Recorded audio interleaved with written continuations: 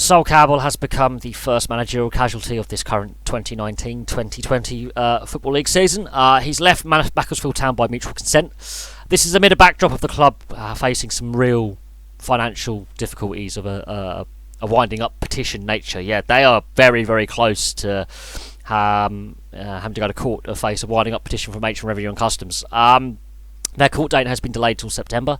It was initially started by 6 players at the club who voluntarily put forward a winding up petition to get unpaid wages off the club. Now, when Sol Campbell took over the club, they were bottom of League 2 and players were going unpaid or paid late. That situation did continue for the rest of the season, but Sol Campbell managed to get the players united behind the goal of staying in the Football League. He did that. It's a shame that his first tenure in management has lasted only 8 months. It would have been nice to see him get a full season under his belt as a manager and go through a full league season campaign and see where he could have got the club in League 2 if he could have got them higher up the league table. But I think the backdrop of the financial uncertainty at the club and a whole host of other issues had led to this mutual termination of contract. And it's a shame because I think Sol Campbell has faced a lot of criticism in his career as a player and as a pundit and now as a manager. That means there's only 5 managers from black, Asian or minority backgrounds in management in the top 4 leagues. That includes Nuno Espirito Santo at Wolves as the highest profile in the top 4 leagues. So that's a stark contrast in itself, considering the percentage of players who come from these backgrounds to percentage of managers. And that's an issue, that's an ongoing issue. And Sol Campbell has been a big campaigner for improving the participation at all levels of football, be it management, coaching, backroom staff or just general club staff. He's been a big advocate for opening up pathways for those from minority backgrounds to be involved in the sport. And long may he continue doing that, by the way, because I think he's a very good advocate for that. It's going to be interesting to see where his managerial career goes from here. He had a great playing career, glittering playing career, most notably at Arsenal and Tottenham, including scoring in a Champions League final in 2006. So he's had a glittering playing career, capped many times by England, playing at World Cups and Euros.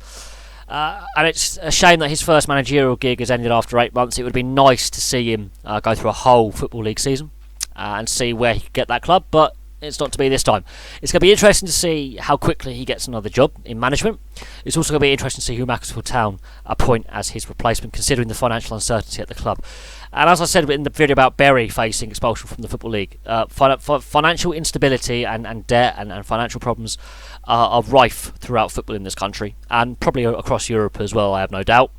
And a lot of it goes underreported, because it's normally the smaller clubs, lower down with limited fan base, that seem to be unreported. It doesn't make national news, but Bury has started to make national news, and Sol Campbell losing his job at Macclesfield by mutual consent, admittedly, has been a big story today, and it's also raising the question of financial sustainability of football. It really is. There's a big question mark about the sustainability of the game, not just at the lower levels, but also in the Premier League.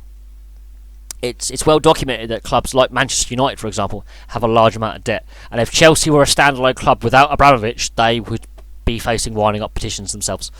The finance of football, there's a very dark area, and for all the riches of the Champions League and all the riches of leagues like the Premier League and La Liga, there's a whole host of financial issues that go with that, and not all the money's been evenly spread around, and financial fair play has been proven to be flawed, fit and proper persons test is flawed, and it's a shame because some really historical clubs are really up against the wall right now, and badly run. And it is a shame, and it's a shame for Sol Campbell that his first managerial job is ending in such a way. But it happens; it's part and parcel of the modern game, whether we like it or loathe it.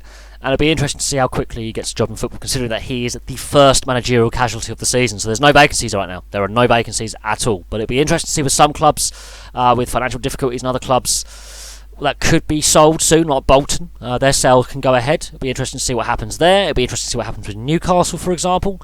So there's a few watch this space kind of things here or there. But there we go. Thank you very much for watching. Please place your comments below. Please like and subscribe, and I'll have some more videos for you very, very soon.